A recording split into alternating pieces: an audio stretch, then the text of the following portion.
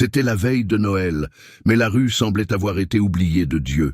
Les maisons du quartier étaient illuminées, décorées de guirlandes rouges, dorées et vertes scintillantes. À certaines fenêtres, d'immenses sapins, couverts de rubans, de boules brillantes et d'étoiles dorées, touchaient presque le plafond. L'odeur de dinde rôtie, d'ail qui dorait au beurre, de riz fraîchement cuit et de farofa chaude emplissait l'air comme un cruel rappel que, ce soir-là, presque tout le monde avait un foyer. João, lui, n'en avait pas. À 80 ans, il se tenait sur le trottoir, une vieille valise à ses pieds, un manteau trop léger pour le froid, les yeux fixés sur la porte de la maison qu'il avait construite de ses propres mains. Son propre fils venait de refermer la porte. À l'intérieur, on entendait encore de la musique, des voix, des rires et le tintement des verres. Noël continuait. Le repas continuait. La famille continuait. Seul lui avait été interrompu. João ne frappa pas à la porte. Il ne cria pas. Il n'appela personne par son nom. Il resta immobile quelques secondes, fixant la fenêtre du salon d'où filtrait un mince rayon de lumière à travers le rideau mal fermé. De là, il distinguait des ombres qui passaient d'un côté à l'autre. Des gens qui se servaient, des enfants qui couraient, des bras qui levaient des verres, une maison vivante, sa maison, ou du moins la maison qu'il avait toujours cru être la sienne. Au bout d'un moment, il se baissa difficilement, saisit la poignée de sa valise et se mit en marche. Personne ne le suivit. Le premier pâté de maison lui parut plus long que n'importe quelle route qu'il avait jamais parcourue. Et pourtant, il en avait parcouru beaucoup. À chaque pas, sa valise heurtait légèrement sa jambe. Le vent s'engouffrait dans le tissu de son manteau. Son corps ne lui obéissait plus comme avant. Sa jambe gauche traînait un peu à cause du léger AVC dont il avait été victime des années auparavant, et sa poitrine le faisait souffrir d'une autre manière, non pas de maladie, mais d'humiliation. Il fut un temps où João pensait que le pire dans la vie était la pauvreté. Puis, il crut que le pire était d'enterrer la femme qu'il aimait. Cette nuit-là, il découvrit une nouvelle douleur, celle d'être rejeté par ceux au nom desquels il avait tout enduré. Arrivé au coin de la rue, sous la lumière blanche et froide d'un lampadaire, il s'arrêta un instant et se retourna. La maison était toujours là, belle, solide, illuminée, pleine. La façade était plus belle que jamais, peinture neuve, jardin impeccable, clôture renforcée, fenêtres remplacées. Le tout payé au prix de décennies de labeur. Des décennies de levées aux aurores sur la route, des décennies de déjeuners froids dans des stations-service, des décennies de nuits blanches, d'inquiétude, d'économie, d'efforts, de silence. João connaissait chaque mur de cette maison. Il savait où il avait dû renforcer le plâtre à cause de l'humidité du premier hiver. Il savait où le bois de la porte s'était légèrement déformé la deuxième année, et où il l'avait lui-même poncé et verni. Il savait où Anna, sa femme, voulait placer le vaisselier. Il savait dans quel coin de la pièce Marcelo s'était cogné la tête enfant et dans quel couloir Roberto avait couru pour la première fois sans tomber. Il savait même où Claudia aimait s'asseoir par terre pour installer la crèche. Cette maison n'était pas qu'une simple construction de briques. C'était la vie incarnée dans ses murs. C'était la fatigue transformée en abri. C'était l'amour transformé en lieu. Et pourtant, c'était de là qu'il était chassé. João se remit en marche. La rue était presque déserte, mais les portails de certaines maisons restaient ouverts. Des familles se retrouvaient dans les garages, autour de longues tables nappées de nappes festives, des enfants tenant de petites étoiles, des adultes souriant largement, des jeunes prenant des photos près du sapin. Sur un balcon, une femme regardait João passer avec sa valise. Son regard glissa des bagages à son visage et s'y attarda une seconde de plus que d'habitude. Elle l'avait remarqué, mais elle ne dit rien. Elle détourna le regard et rentra. João poursuivit son chemin. Toute la ville semblait en fête, et cette joie collective avait quelque chose d'offensant. Non pas qu'il souhaitât du malheur à autrui, mais parce que, lorsqu'un homme s'effondre intérieurement, le fait que le monde continue de fonctionner normalement lui paraissait une insulte. Quelques rues plus loin, il trouva la place de l'église. Une crèche était installée près de l'entrée, entourée de guirlandes lumineuses. Un couple prenait une photo avec 2 enfants. Une fillette montrait la mangeoire du doigt, tandis que sa mère expliquait quelque chose en souriant. Un groupe d'adolescents discutait bruyamment dans un coin. La cloche sonna au loin, annonçant la messe. João s'assit sur un banc en ciment. Il posa sa valise à côté de lui. Il prit une profonde inspiration. De la poche intérieure de son manteau, il sortit l'enveloppe contenant les pilules. Il lui fallut un certain temps pour séparer les comprimés qu'il prenait pour le dîner. Il les avala avec le reste d'eau tiède d'une bouteille presque vide qu'il portait depuis avant le souper. Puis, il fixa la crèche sans vraiment rien voir. Le souvenir commença à revenir. Non pas comme un léger souvenir, mais comme une marée. La première image qui lui vint à l'esprit fut celle d'un terrain vague. Bien avant cette belle maison illuminée, il n'y avait eu que de l'argile rouge, des mauvaises herbes, quelques piquets délimitant l'espace et un jeune homme creusant les fondations sous un soleil de plomb, sa chemise trempée de sueur. Cet homme, c'était lui. João était né sans le sou. Fils de pauvres paysans de la campagne, il avait grandi en voyant la vie mesurée en sacrifices. Son père travaillait jusqu'à s'en briser les mains. Sa mère raccommodait les vêtements à la faible lueur d'une lampe à pétrole. Chez eux, personne ne parlait de grands rêves. On parlait de survivre au mois, à la sécheresse, au prix de la récolte, à la maladie qui ne viendrait jamais faute d'argent pour se soigner. Dès son plus jeune âge, João apprit 2 choses qu'il garderait en lui pour toujours. Que le repos est un luxe pour peu et qu'un homme véritable endure en silence. À 18 ans, il quitta la campagne avec un paquet de vêtements, une adresse mal écrite en poche et un courage né de la nécessité plus que de la confiance. Il arriva en ville dans un bus bondé, regardant le paysage défiler par la fenêtre et essayant de faire comme si de rien n'était. Il n'en parla à personne, mais il pleura en silence dans le dernier virage, avant de perdre de vue le chemin de terre où il avait grandi. En ville, la vie l'accueillit comme elle accueille souvent les pauvres, avec précipitation, indifférence et labeur épuisant. Il dormait dans une chambre empruntée, mangeait mal, lavait des vêtements gras, déchargeait des camions, servait le café sans qu'on le regarde, subissait les insultes de ses supérieurs et eut faim plus d'une fois, sans jamais l'avouer. Mais João possédait une qualité qui le sauva très tôt. Il observait tout. Lorsqu'il trouva un emploi d'aide-chauffeur, il comprit qu'il y avait plus que du dur labeur.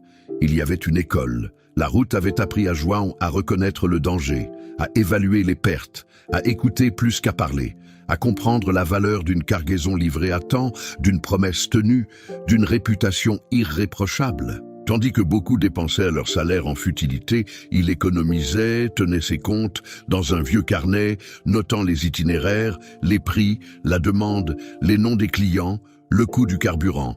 João n'avait pas fait de longues études, mais il était attentif, et l'attention alliée à une soif de réussite permet de bâtir des empires en toute discrétion. C'est aussi à cette époque qu'il rencontra Ana. Elle travaillait dans une petite boutique de tissus et possédait ce calme qui désarme les hommes fatigués. Peu bavarde, elle avait une attitude simple et ferme et regardait les gens comme si elle voyait au-delà de la précipitation, au-delà des vêtements, au-delà des apparences. Lors de leur 3e rencontre, assis sur un banc dans un parc, grignotant du pop-corn faute de mieux, João décida de lui parler du rêve qu'il nourrissait depuis des années, créer sa propre entreprise de transport. Il espérait qu'elle trouverait ça drôle. Ana ne rit pas, elle demanda seulement « Et qu'est-ce qui manque ?» João regarda ses mains rugueuses. « Il manque de l'argent, il manque du temps, il manque de la chance. » Ana prit un grain de maïs soufflé de sa main et répondit « La chance, je ne sais pas, mais le temps passe de toute façon. Il vaut mieux l'utiliser à faire quelque chose. » João n'oublia jamais cette phrase. Ils se marièrent modestement, très modestement. Une fête simple, un petit gâteau, quelques proches, un déjeuner à la maison. Mais pour lui, c'était comme si le monde lui avait enfin offert un refuge où il pouvait se reposer en toute sérénité. Ana transformait le manque en dignité. Quand l'argent manquait, elle réorganisait tout sans humilier personne. Quand João rentrait épuisé du voyage, elle l'accueillait avec un repas chaud et sa présence. Quand il se laissait submerger par l'inquiétude, elle le ramenait à la réalité par quelques mots bien choisis. Avec Ana à ses côtés, João devint encore plus infatigable. Puis arrivèrent les enfants. Marcelo d'abord, puis Roberto. Des années plus tard, Claudia. João travaillait comme s'il combattait un ennemi invisible, le passé. Il ne voulait pas que ses enfants connaissent le goût du manque. Il ne voulait pas qu'ils subissent l'humiliation de ne pas pouvoir étudier, la peur de devoir payer leur loyer, la honte de dépendre de la charité. Il s'était juré de leur offrir une autre vie, et il tint parole. Il leur en donna bien plus que nécessaire. L'entreprise de transport vit le jour lorsqu'il avait 38 ans, avec 2 vieux camions et un associé de confiance nommé Arnaldo. Les débuts furent difficiles, risqués, brutaux. João dormait peu, effectuait les livraisons, encaissait les paiements, gérait les réparations, finalisait les contrats, négociait le prix du diesel et passait ses journées à éteindre des incendies. Mais l'entreprise prospérait. Lentement au début, puis de façon plus régulière. Le nom de João gagna en crédibilité dans le secteur.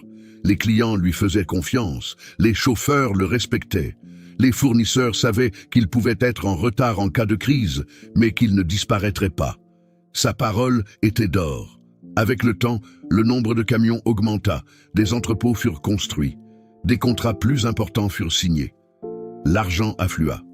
Mais João n'a jamais considéré la richesse comme un luxe. Il la traitait comme une assurance. Il a construit la maison, il a financé les études supérieures de ses 3 enfants. Il a offert un appartement à 2 d'entre eux. Il a contribué à un mariage. Il a réglé une dette. Il a créé un poste. Il lui a fait une place. Il a tout fait en croyant à une idée aussi vieille que dangereuse, que l'amour et le sacrifice ensemble engendrent inévitablement la gratitude. Ce n'est pas le cas. Parfois, ils engendrent la complaisance. Parfois, ils engendrent l'attente. Parfois, ils engendrent l'illusion, chez celui qui les reçoit, que tout lui est dû. João ne le comprendrait que trop tard. Anna est morte, alors que ses enfants avaient encore désespérément besoin d'être guidés. Le cancer l'a emporté lentement, plongeant la maison dans un silence pesant. João a accompagné chaque étape du mieux qu'il a pu, sans s'effondrer en public, car à cette époque, il croyait déjà que la souffrance n'était digne que si elle était silencieuse. Le jour où il l'enterra, il pensa qu'il n'y avait rien de pire. Le lendemain, il était déjà plongé dans les factures, le travail et le quotidien, car la vie de ses enfants ne pouvait pas s'arrêter avec la sienne. Il devint à la fois père et mère. Il prépara le café. Il s'enquit des examens. Il chercha des stages. Il les emmena chez le médecin. Il paya les frais de scolarité. Il répara la douche. Il s'occupa des clients. Il géra la paix. Il dormit peu. Il pleura en secret. Il continua. Marcelo entra en école de commerce. João se rendit à sa remise de diplôme, vêtu d'un vieux costume, un peu serré aux épaules, mais le torse bombé de fierté. En sortant, son fils le serra dans ses bras et lui dit « Tout cela, c'est grâce à toi. » João garda ces mots précieusement. Roberto, plus instable, sema la zizanie. Il a changé de cap, a pris du retard dans ses tâches, s'est endetté et a désorganisé sa vie à plusieurs reprises. João argumentait, mais il aidait. Il disait que c'était la dernière fois, mais il revenait toujours vers lui. Claudia, la cadette, avait une façon douce de demander des choses qui le désarmaient. João a payé ses études, ses voyages, la compte de son appartement et l'a aidé dans les moments difficiles. Absolument tout, toujours tout. Quand Marcelo a rejoint l'entreprise, João pensait réaliser son rêve, voir son fils instruit perpétuer l'héritage paternel. Au début, c'était l'impression que ça donnait. Marcelo savait s'exprimer en réunion, organisait des tableurs, utilisait un vocabulaire moderne et souhaitait moderniser les processus. João était fier.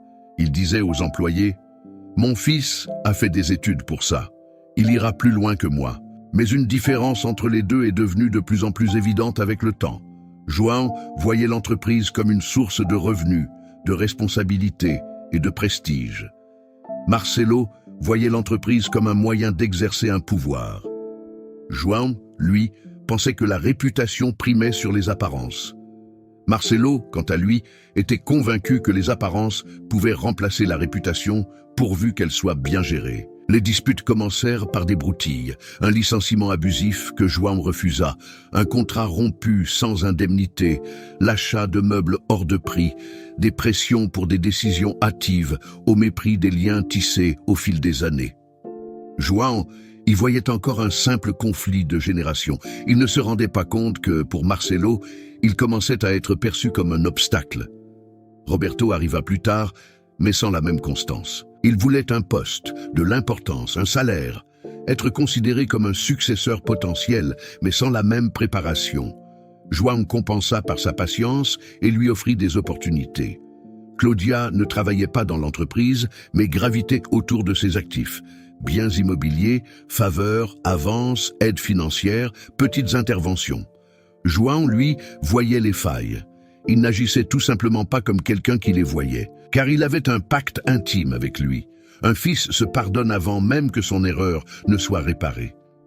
Ce pacte commença à le détruire lorsqu'à 76 ans, il fut victime d'un AVC. Il était léger, d'après les médecins, effrayant, mais maîtrisable. Avec des médicaments, du repos, une surveillance médicale et moins de stress, João pourrait vivre confortablement pendant de nombreuses années.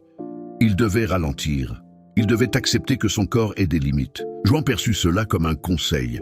Ses enfants, eux, y virent une opportunité. Les premiers jours, Marcelo se montra exemplaire. Il organisa son emploi du temps, appela le comptable, l'accompagna à ses examens, lui apporta du café à l'hôpital et parla de repos, de protection et de tranquillité. Roberto était plus présent que d'habitude. Claudia, d'une voix douce, insistait sur le fait que son père devait désormais penser davantage à lui. João, fragile et reconnaissant, lui fit confiance. C'est alors que la véritable descente aux enfers commença. Les papiers arrivèrent. Toujours des broutilles. De la bureaucratie, tout simplement. Pour vous faciliter la tâche. Par précaution. Le temps de votre convalescence. João signa. Parfois à l'hôpital, parfois à la maison. Parfois, il n'arrivait pas à lire correctement car il était sous l'effet des médicaments, épuisé, ou tout simplement parce qu'il ne pouvait concevoir que ses propres enfants puissent lui présenter une chose aussi dangereuse. Marcelo expliqua rapidement. Roberto confirma. Claudia adoucit le coup. Et João, qui avait passé sa vie à se méfier des inconnus, fut finalement terrassé par sa confiance en ses propres enfants. Au fil des mois, le changement devint flagrant. L'entreprise ne sollicitait plus son avis comme auparavant. Les réunions se tenaient sans lui. Les contrats étaient renégociés sans consultation. Les camions étaient vendus en toute impunité. Les employés de longue date commencèrent à le terreter avec un respect mêlé de confusion, comme s'ils ignoraient l'étendue de son pouvoir. Lorsque João tentait de donner son avis, Marcelo lui répondait devant tout le monde. « Papa, tu ne comprends plus rien à tout ça. Laisse-nous faire. » Cette phrase blessa son fils plus profondément qu'il ne l'imaginait, car João comprenait. Peut-être pas avec le nouveau vocabulaire, peut-être pas avec la même rapidité, peut-être pas avec la même énergie qu'avant, mais il comprenait suffisamment pour réaliser qu'on l'écartait de son propre travail. Le dîner de Noël fut le moment où le masque tomba enfin. La table était magnifique. Serviettes pliées, belle vaisselle, verres alignés, assiettes à profusion, petits enfants éparpillés autour, gendres et belles-filles circulaient. Tout avait des allures de réunion de famille. Mais João sentit la tension dès le début. Marcelo aborda le sujet pendant le dîner. Il dit qu'il devait parler de « affaires en suspens ». João rétorqua que c'était Noël. Claudia fit remarquer que c'était précisément le seul jour où tout le monde était réuni. Roberto but plus qu'il n'aurait dû et se mit à parler de réorganiser leur vie. Marcelo, avec ce ton froid de quelqu'un qui se croit rationnel, prononça la phrase qui mit fin à la soirée. « Votre temps est révolu, monsieur. » João cherchait encore à comprendre s'il avait bien entendu. Mais il avait bien entendu. Puis vinrent les autres remarques. Qu'il était un obstacle, qu'il n'était plus au fait des réalités du marché, que l'entreprise devait évoluer, que les décisions financières devaient leur rester définitivement entre les mains, qu'il devait accepter la réalité. Quand João demanda de quelle réalité il s'agissait, il entendit « La réalité, c'est que ton cycle est terminé. » C'est là que commença l'expulsion. Pas à la porte, pas dans la rue. Là devant la table qu'il avait payée, les plats qu'il avait financés, les enfants qu'il avait élevés. João se leva et tenta, pour la dernière fois, de faire appel à la mémoire. Il parla de leur mère. Il parla de la pauvreté. Il parla de décennies de labeur. Il parla de tout ce qu'il avait donné. Il ne réclama pas l'adoration. Il réclama la honte. Mais personne ne le défendit. Claudia parla de réorganiser leur vie commune. Roberto acquiesça. Marcelo, finalement, laissa entendre qu'il vaudrait peut-être mieux que son père aille quelque temps ailleurs. João comprit tout. Il alla dans sa chambre. Il fit sa valise. Il prit des vêtements, des médicaments, des papiers et une photo d'Anna. Il retourna dans le couloir. Personne ne l'arrêta. Arrivé à la porte, c'est Marcelo qui l'ouvrit. Il savait qu'il n'oublierait jamais ce détail. Son propre fils lui tenait la porte de la maison que João avait construite. João passa devant lui, sans baisser la tête, traversa le trottoir et entendit le loquet tourner derrière lui. Maintenant, assis sur le banc du parc près de l'église, sa valise à côté de lui et les lumières de Noël des autres maisons scintillant autour de lui, João sentit tout le poids de ce souvenir l'envahir. Il ne savait pas où il allait, il ne savait pas à qui il pouvait encore faire confiance. Il ignorait quelle part de sa vie avait déjà été écrite, au-delà de l'humiliation visible de cette nuit-là. Il ne savait qu'une chose, la porte qui s'était refermée derrière lui n'avait pas seulement fermé une maison. Une illusion s'était dissipée, et, sans même l'imaginer encore, cette même nuit où tout semblait s'achever marquerait aussi le début de la chute de ceux qui pensaient pouvoir effacer un père de leur histoire sans que le monde n'en réclame les conséquences. João s'attarda un moment sur la place, assis sur le banc de ciment, les coudes posés sur les genoux, le regard perdu dans la lumière de la crèche installée près de l'église. Autour de lui, Noël continuait de se dérouler avec une simplicité presque cruelle. Des enfants couraient, des couples se préparaient pour les photos. Des familles entrèrent dans la messe, portant panettone, manteau, sac, et cette simple tranquillité de ceux qui savent qu'après tout, ils rentreront chez eux. Chez eux. Ce soir-là, ce mot semblait appartenir à d'autres. João fouilla dans la poche intérieure de son manteau, cherchant l'enveloppe de médicaments, son portefeuille, un mouchoir froissé et la photo d'Anna. Quand ses doigts effleurèrent la photo, il la sortit lentement et la contempla dans la pénombre de la place. C'était une vieille photo. Ils étaient assis sur un banc. Anna portait une robe légère et souriait de ce doux sourire qui la caractérisait. João, à côté d'elle, paraissait plus dur, comme toujours sur les photos. Non par manque de bonheur, mais par habitude. Les hommes de sa génération avaient appris très tôt à ne pas se montrer, même heureux. « Un jour, je te surprendrai à sourire vraiment sur une photo », disait Anna. « Pourquoi ?» répondait-il. « Ceux qui me connaissent savent quand je suis heureux. » Elle secoua la tête. « Tu crois que ressentir des émotions est un service rendu, João ?» Sur le moment, il avait ri. Maintenant, sur la place, à 80 ans, une valise à ses côtés, il comprit qu'Anna avait peut-être tout compris bien avant lui. João l'avait regretté pendant des années. Mais ce matin-là, son absence était plus criante.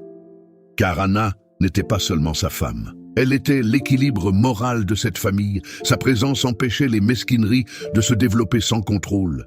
Elle n'élevait jamais la voix. Elle n'humiliait personne. Elle n'en avait pas besoin.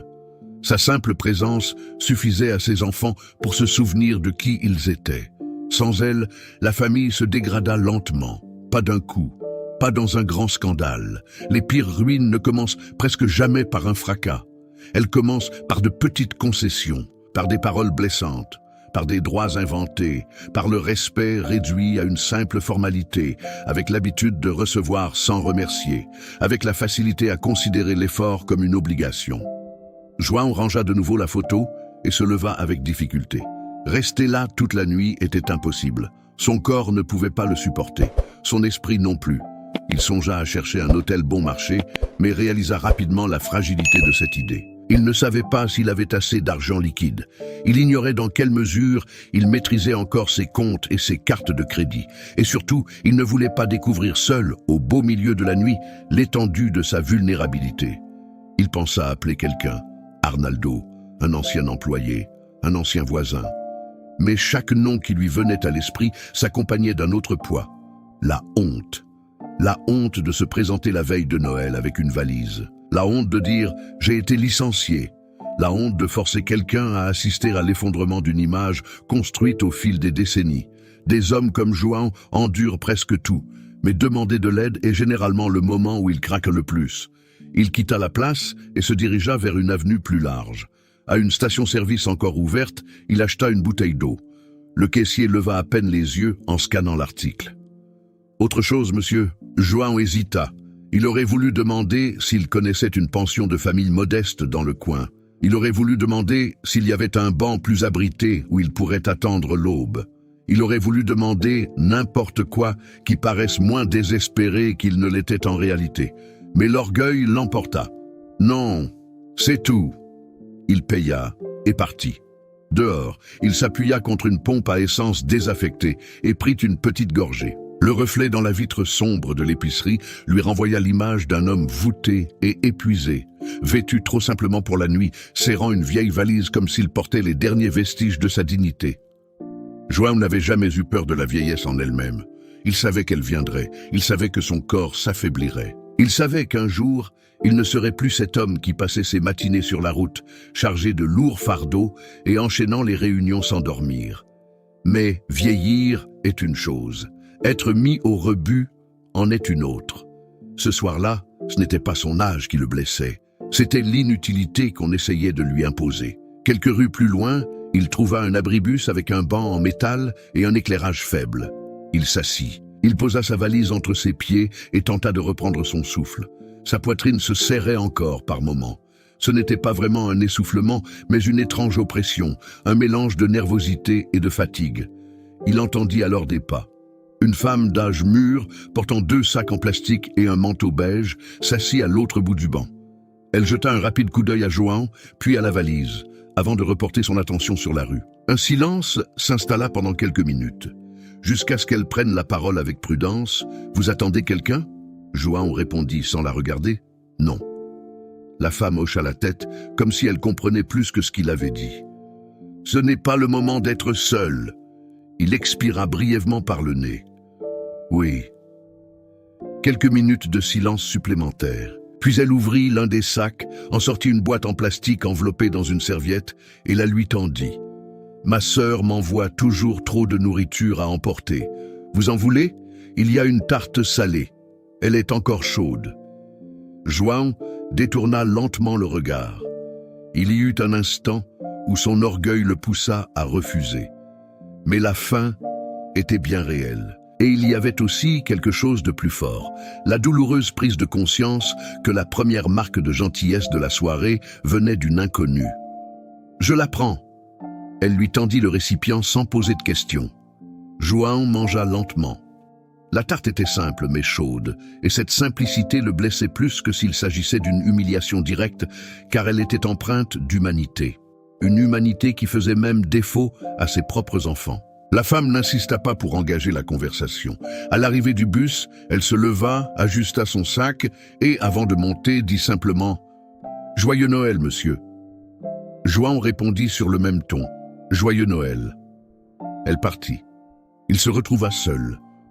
Il plia la serviette, la glissa dans le bocal vide et posa les deux à côté de sa valise. Ce faisant, ses doigts effleurèrent un autre morceau de papier dans la poche de son manteau. Il le sortit machinalement.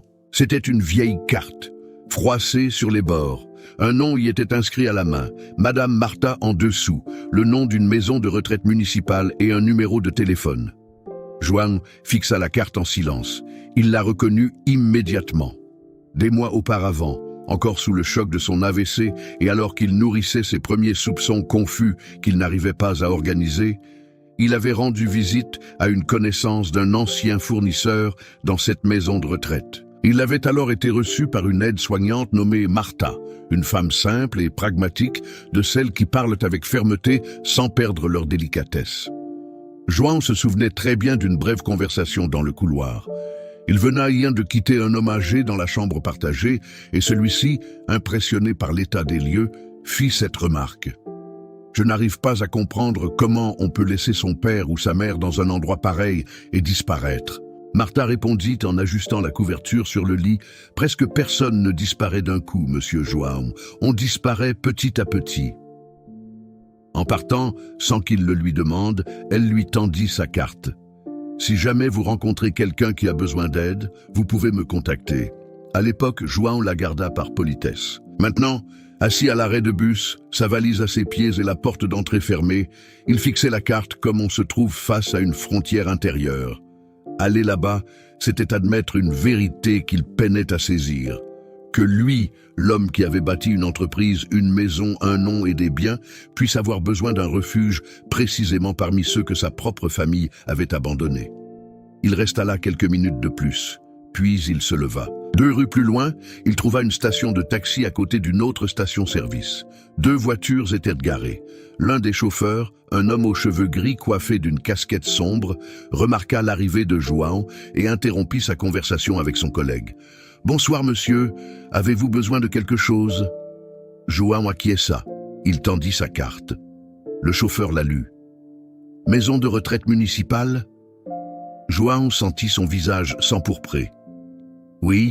L'homme leva les yeux, évaluant la situation sans curiosité indécente. Puis il ouvrit la portière arrière. « Je vous emmène. » João monta. Pendant la majeure partie du trajet, le chauffeur conduisit en silence, ce qui fut un soulagement. La ville défilait par la fenêtre, illuminée par des éclats de lumière, arbres décorés, tables dressées dans les garages, familles entières réunies sous un même toit. Tout semblait appartenir à un autre monde. Au bout de quelques minutes, le chauffeur demanda d'une voix neutre. « Quelqu'un vous attend ?» João mit un moment à répondre. « Je ne sais pas. » L'homme hocha lentement la tête, comme s'il n'avait pas besoin de plus de précision. Quelques rues plus loin, il reprit la parole. « Puis-je vous dire quelque chose ?» João ne répondit pas, mais son silence valait permission. Parfois, le pire moment de notre vie est aussi celui où l'on cesse de s'obstiner à ouvrir la mauvaise porte. João se tourna vers lui. Le chauffeur continua de regarder la rue. « Je ne cherche pas à vous déranger », ajouta-t-il. « C'est juste que dans ce métier, on voit de tout. Beaucoup de gens abandonnés par ceux qui leur avaient fait le plus de promesses. Et, au final, celui qui soutient la personne n'est pas toujours celui qui en avait l'obligation. Parfois, c'est simplement celui qui a encore de la décence. » João ne dit rien, mais la phrase le marqua. Quand ils arrivèrent à la maison de retraite, il était déjà minuit passé. Le portail était fermé, mais le poste de garde latéral était éclairé. Un gardien apparut après quelques sonneries, l'air d'avoir été réveillé en sursaut. Il regarda d'abord le taxi, puis João, et enfin la valise. « Oui ?» João lui montra la carte. « Je dois parler à Dona Marta, si elle est là. » Le gardien prit la carte, la lut, regarda de nouveau le visage de João et sembla comprendre plus que n'importe quelle explication. « Attendez un instant. » Il disparut dans le couloir latéral. João resta là, transi de froid, sa valise à ses côtés, tandis que le chauffeur de taxi demeurait près de la voiture par respect. Quelques minutes plus tard, Marta apparut. Petite, les cheveux relevés en un chignon simple, vêtue d'une blouse de laboratoire claire, elle arborait ce même regard attentif dont João se souvenait. Elle s'arrêta de l'autre côté du portail, le fixa un instant, puis laissa son regard glisser vers la valise. Elle ne demanda pas « Que s'est-il passé ?» Il ne fit pas d'esclandre. Il ne laissa paraître aucune surprise. Il ouvrit simplement le portail. « Entrez, monsieur João, vous tremblez. » Ce furent les premiers mots vraiment accueillants qu'il entendit ce soir-là. João entra lentement. Le chauffeur de taxi s'approcha pour lui remettre la valise. João sortit son portefeuille pour payer le trajet, mais ses mains tremblaient tellement qu'il n'arrivait pas à séparer rapidement les billets. Le chauffeur le remarqua. « Faites-le plus tard. » João leva aussitôt les yeux. « Non. »« Faites-le plus tard, » répéta l'homme. João insista jusqu'à ce qu'il trouve l'argent et le lui remette. Il ne voulait pas contracter une nouvelle dette, même par bonté. Le chauffeur de taxi accepta l'argent sans compter devant lui et dit simplement « Bonne chance, monsieur ». Marta conduisit João à l'accueil de la maison de retraite. Le bâtiment était simple, ancien, aussi propre que possible. Une odeur de désinfectant flottait dans l'air. Un long couloir s'étendait. Une télévision diffusait un faible volume de lumière dans une salle commune, et quelques décorations de Noël en papier étaient collées au mur. Ce n'était pas un endroit particulièrement agréable, mais il y régnait un certain ordre et une certaine tranquillité. Des personnes y vivaient. « Asseyez-vous ici », dit Marta en tirant une chaise près du comptoir. João obéit. Elle apporta d'abord de l'eau, puis une tasse de café réchauffé et, sans qu'on le lui demande, une assiette de riz, de farofa, de charcuterie et un morceau de tarte qui lui restait de son service. « Mange un peu. » João regarda l'assiette, puis elle. « Je ne veux pas vous déranger. » Marta posa les mains sur ses hanches. « Monsieur João, ici, je change les couches. Je donne des médicaments. Je calme les pleurs. Je supporte les personnes âgées difficiles. et le manque de personnel. Préparer un repas n'est même pas dans mes tâches. Mange. Il mangea. Chaque bouchée était empreinte à la fois de gratitude et d'humiliation. Car ce simple repas, servi par une femme qui n'y était absolument pas obligée, révélait toute la cruauté dont ses enfants étaient victimes. Quand il eut fini, Martha tira une chaise et s'assit en face de lui. « Maintenant, dites-moi exactement ce dont vous avez besoin pour que je sache comment vous aider. » Jean baissa les yeux sur ses mains. Les mots mirent du temps à venir. « Ils m'ont renvoyé. »« Vos enfants ?» Il hocha la tête. « Aujourd'hui ?»« Aujourd'hui. »« La veille de Noël ?» Jean confirma. Martha ferma les yeux un instant, comme pour contenir son indignation et ne pas transformer la souffrance de l'autre en un drame personnel. « Très bien. Vous dormirez ici ce soir. » João leva les yeux. « Puis-je ?»« Oui, je ne peux pas vous inscrire comme résident comme ça, sans procédure, sans évaluation, sans paperasse, mais je peux vous réserver une chambre d'observation vide pour cette nuit. On verra pour le reste demain. » João inspira profondément. Il y avait quelque chose de salvateur dans cette simple permission. « Merci. » Martha le pointa du doigt, d'un ton ferme mais doux. « Remerciez-moi demain. Reposez-vous ce soir. » Elle le conduisit dans une petite chambre au bout du couloir. Il y avait un lit simple, un fauteuil, une petite table avec une carafe d'eau et une haute fenêtre à barreaux. Rien de luxueux, rien d'accueillant au sens traditionnel du terme. Mais c'était propre, calme et sûr. Martha arrangea rapidement les draps comme quelqu'un qui sait tout faire vite. La salle de bain est au bout du couloir. Si tu ne te sens pas bien, si tu as des vertiges, si tu as le souffle court, quoi que ce soit, appelle-moi. Je suis là. Alors qu'elle partait, João l'appela. « Madame Martha. » Elle se retourna. « Oui ?» Il hésita un instant. Il voulait la remercier d'une manière qui ne paraisse pas trop insignifiante. « Je n'oublierai pas ça. » Elle le regarda avec une douce lassitude qui semblait avoir vu tant de vies s'effondrer. « Tu n'as pas besoin de te souvenir de moi, João. Souviens-toi juste de toi. » Elle referma la porte avec précaution. João était seul. Il s'assit au bord du lit. Il posa sa valise par terre. Il l'ouvrit lentement, en sortant les médicaments du lendemain, des vêtements de rechange, son portefeuille et la photo d'Anna qu'il déposa sur la petite table à côté de lui. Il resta un moment à contempler la photo. Puis il murmura presque sans s'en rendre compte. « Tu as vu ce que c'est devenu ?» Alors, les larmes coulèrent, sans sanglots, sans cris, sans bruit. Un cri lourd et silencieux, celui d'un homme qui avait passé sa vie à croire qu'endurer l'impossible était une forme d'amour.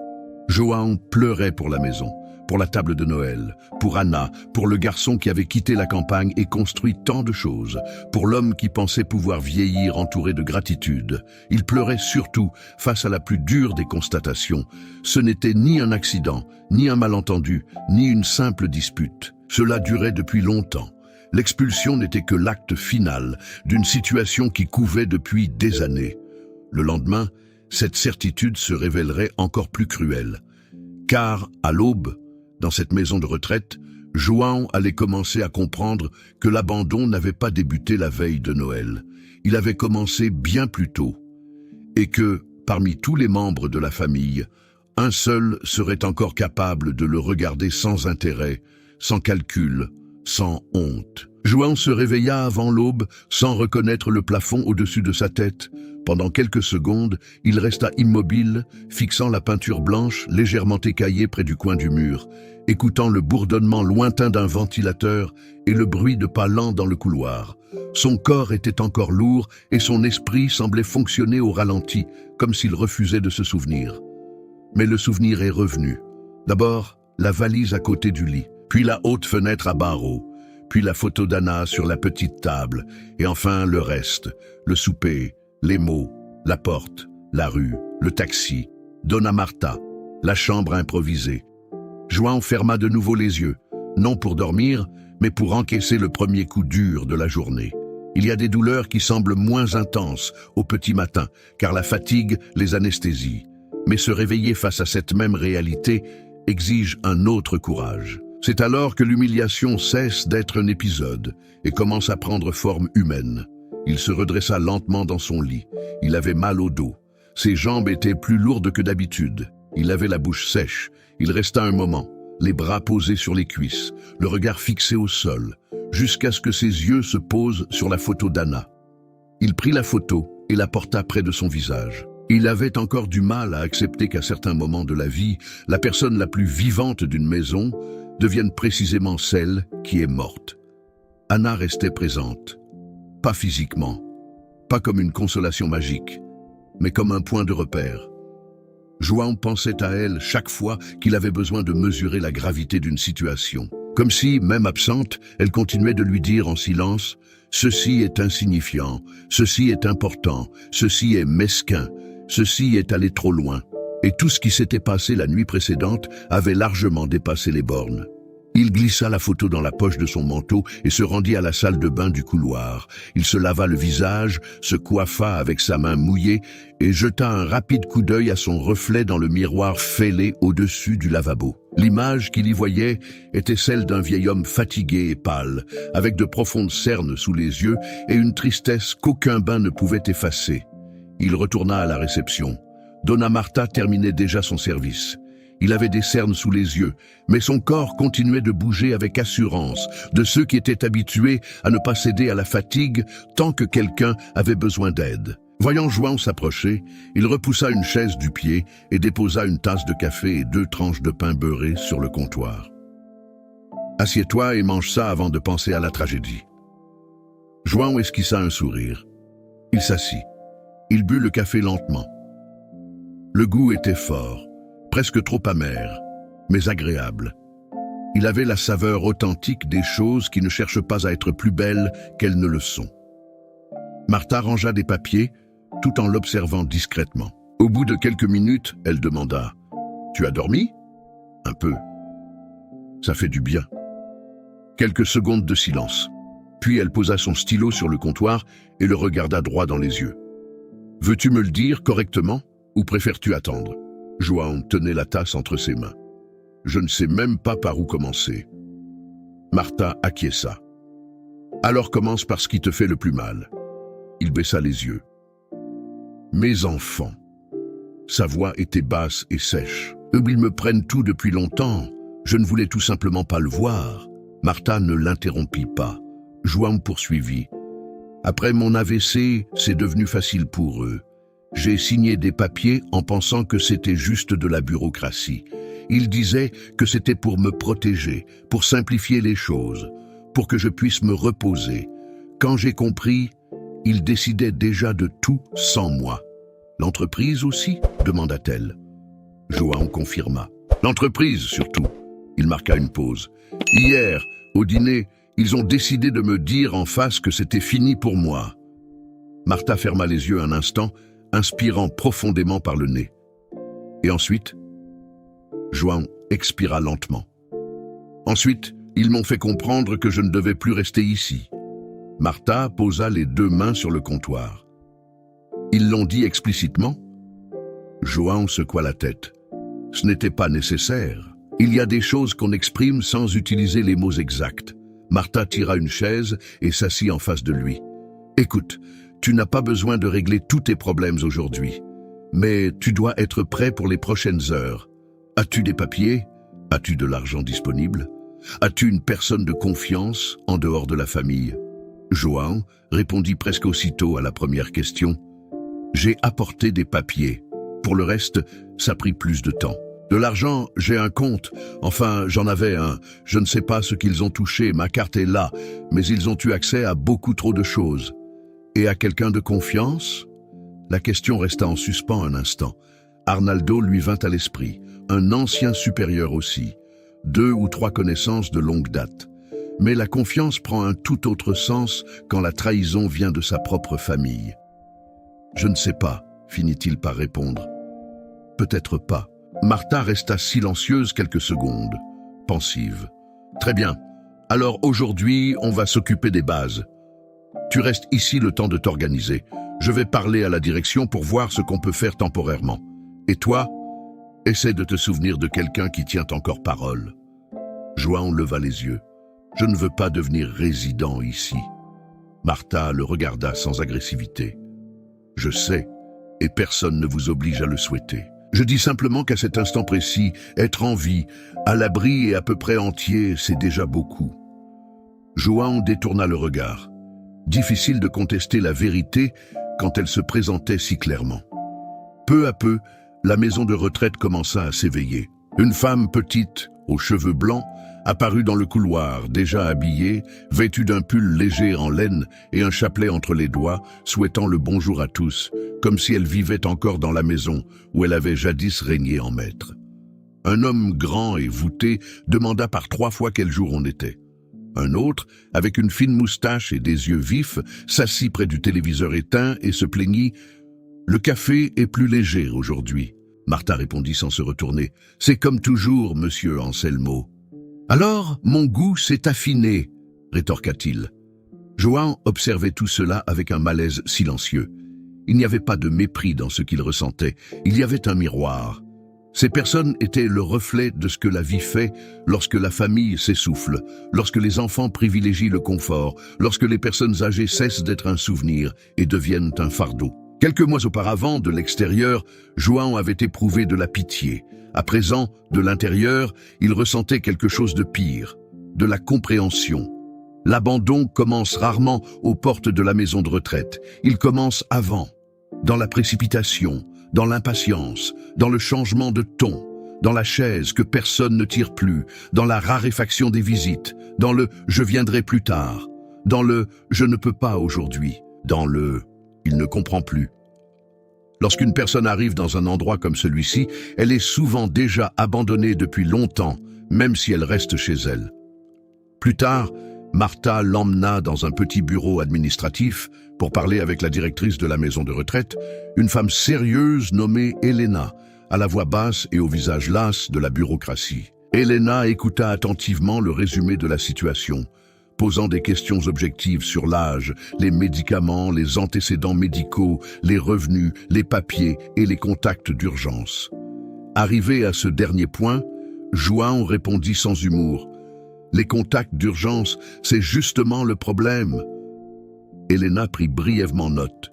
« Je comprends. » Elle expliqua ensuite que la maison de retraite avait des contraintes légales. Elle ne pouvait pas simplement accueillir quelqu'un définitivement sans procédure régulière, évaluation et régularisation.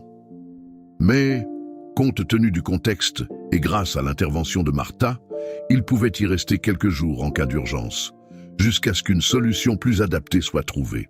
Elle mentionna également autre chose. « Monsieur João, vous devriez consulter un avocat. » Le mot planait dans l'air, légal. João l'entendit comme s'il venait de très loin. Jusqu'alors, il n'avait pensé qu'à la douleur, à l'humiliation, à la perte. Il ne pensait pas encore à se battre, parce que les hommes comme lui sont élevés dans l'endurance. Et, quand on passe sa vie à endurer, se battre pour soi-même paraît presque indécent. Quittant la pièce, João se dirigea lentement vers un banc dans le couloir latéral et s'assit. Le soleil du matin inondait la pièce par une haute fenêtre, dessinant des rectangles de lumière sur le sol usé. Il resta assis là, silencieux, les mains posées sur ses cuisses, essayant de rassembler ses idées. Soudain, il entendit une voix faible mais enjouée venant du fauteuil à côté de lui. « On dirait que tu n'as pas encore accepté d'en être arrivé là. » João tourna la tête. C'était un homme mince, le teint hâlé, presque chauve, avec de petits yeux très attentifs. Il devait avoir un peu plus de 70 ans. Une courte canne était appuyée contre le côté du fauteuil, et une fine couverture recouvrait ses jambes. « Je ne l'ai pas encore accepté, » répondit João. L'homme laissa échapper un petit rire. « Super. Ceux qui acceptent les choses trop vite ont généralement déjà tout abandonné. » João l'observa un instant. « Je m'appelle Orlando, » dit l'homme en lui tendant la main. Ancien propriétaire d'un garage, spécialiste actuel du mauvais café, de l'hypertension et de la tristesse des autres. João lui serra la main. « João, je sais, Martha a déjà fait ce qu'elle fait de mieux. »« Quoi ? Tu n'as pas dit grand-chose, mais tu en as laissé assez pour que nous comprenions que quelqu'un a commis un acte ignoble. » João laissa échapper un son qui ressemblait presque à un rire étouffé. Orlando se pencha un peu plus près. « Tu n'as rien à me dire. Mais je te dirai une chose. Tous ceux qui arrivent ici le premier jour pensent que le pire, c'est l'endroit. Ce n'est presque jamais le cas. Le pire, c'est la raison. » Ces mots résonnèrent en João. C'était simple, mais juste. Le pire, ce n'était pas le lit spartiate, ni même la salle de bain commune, ni même l'odeur des médicaments, ni même la compagnie d'autres personnes âgées et blessées. Le pire, c'était la raison. Le pire, c'était d'avoir été poussé là par celui-là même qui aurait dû le protéger. Avant qu'il puisse répondre, Martha apparut au bout du couloir. « Monsieur João, quelqu'un vous demande. » João fronça les sourcils. « Qui ?» Martha s'approcha. « Un jeune homme. Il a dit être votre petit-fils. » Le cœur de João rata un battement.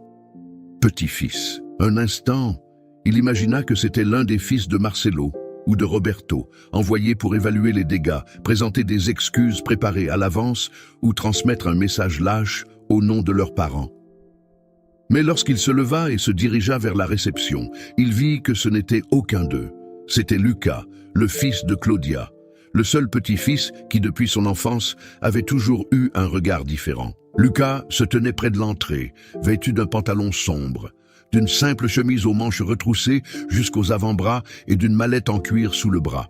Il avait une vingtaine d'années, peut-être 26, et son visage portait encore les marques du garçon qui aimait attendre le retour de son grand-père du travail pour lui montrer son cahier d'école ou lui poser des tas de questions sur les camions, les routes et les affaires. Mais son regard était différent maintenant. C'était le regard d'un adulte, et surtout celui de quelqu'un qui avait déjà saisi la gravité de la situation avant même d'entrer. Quand Lucas vit son grand-père, il ne sourit pas par réflexe, il ne feignit pas non plus d'être normal. Il s'approcha lentement et dit simplement « Grand-père ». João s'arrêta devant lui.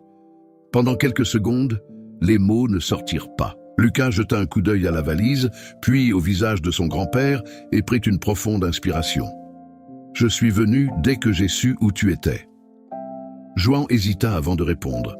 « Comment l'as-tu su ?»